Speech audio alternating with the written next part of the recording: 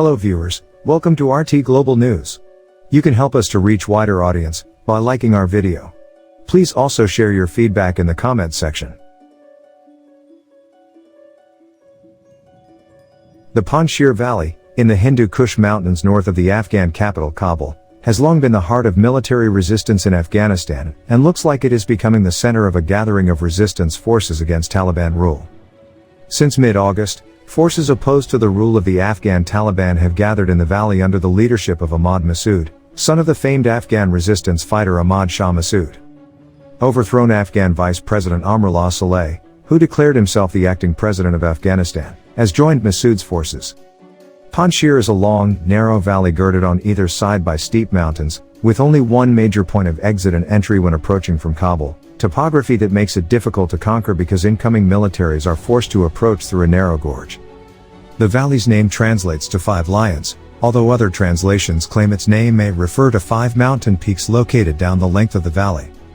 Between 1980 and 1985, the Panjshir Valley witnessed at least 9 unsuccessful major Soviet offensives to retake the region, with Ahmad Shah Massoud's forces resisting wave after wave of military operations that involved ground forces, airborne units and helicopter assaults.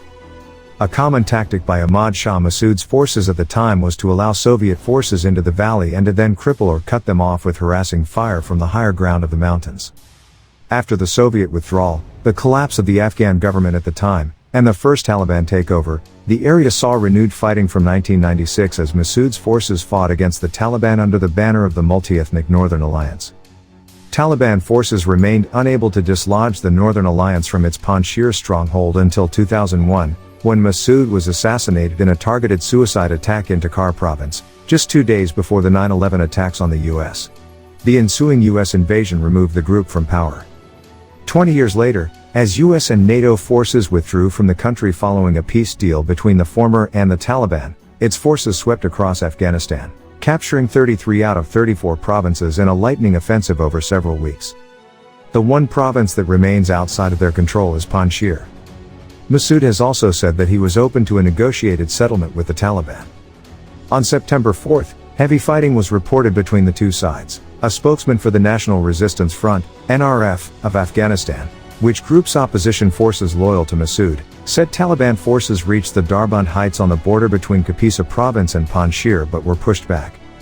A Taliban source said fighting was continuing in Panjshir but the advance had been slowed by landmines placed on the road to the capital Bazarak and the provincial governor's compound. Demining and offensives are both going on at the same time, the source said. Fighting was reported between the Taliban and resistance forces in Afghanistan's Panjshir Valley, the last region of the country holding out against the armed group. A spokesman for the National Resistance Front, NRF, of Afghanistan, which groups opposition forces loyal to local leader Ahmad Massoud, said Taliban forces reached the Darband Heights on the border between Kapisa province and Panjshir but were pushed back. Facing the challenge of morphing from rebels to rulers, the Taliban appears determined to snuff out the Panjshir resistance before announcing who will lead the country in the aftermath of Monday's U.S. troop withdrawal, which was supposed to end 2 decades of war. Fighters from the NRF, made up of anti-Taliban militia and former Afghan security forces, are understood to have stockpiled a significant armory in the valley, 50 miles north of Kabul and guarded by a narrow gorge. Celebratory gunfire rang out in the capital Kabul overnight as rumors spread that the valley had fallen. The emergency hospital in Kabul said 2 people were killed and 20 wounded by the salvos, as the Taliban tweeted a stern admonishment warning its fighters to stop. Avoid firing in the air and thank God instead, said chief spokesman Zabihullah Mujahid, tipped to become the new regime's information minister. The weapons and bullets given to you are public property. No one has the right to waste them. The bullets can also harm civilians, don't shoot in vain. In Panjshir, former Vice President Ahmad Saleh, holed out alongside Ahmad Massoud, the son of anti-Taliban commander Ahmad Shah Massoud, admitted the perilous position of the NRF. The situation is difficult, we have been under invasion, Saleh said in a video message. The resistance is continuing and will continue. Taliban and resistance tweets suggested the key district of Parian had changed hands several times in the last few days, but that also could not be independently verified. United States General Mark Milley, chairman of the Joint Chiefs of Staff, underscored the tenuous situation in Panjshir. My military estimate is that the conditions are likely to develop of a civil war.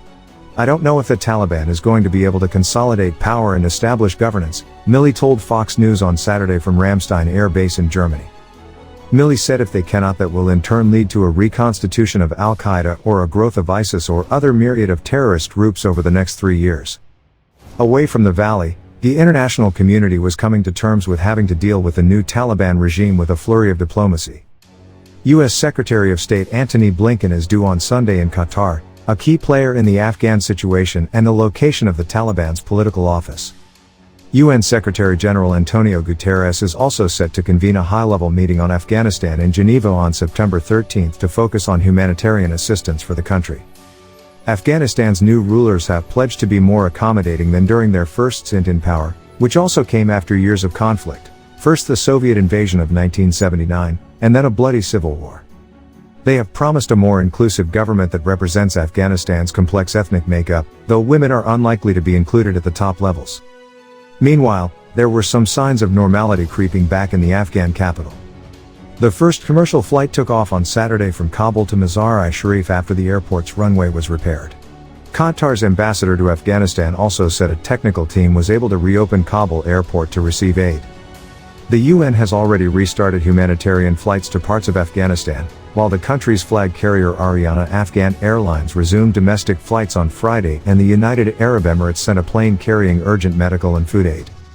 The airport has been closed since the U.S. completed operations on August 30 to evacuate diplomats, foreigners and Afghans deemed at risk from the Taliban.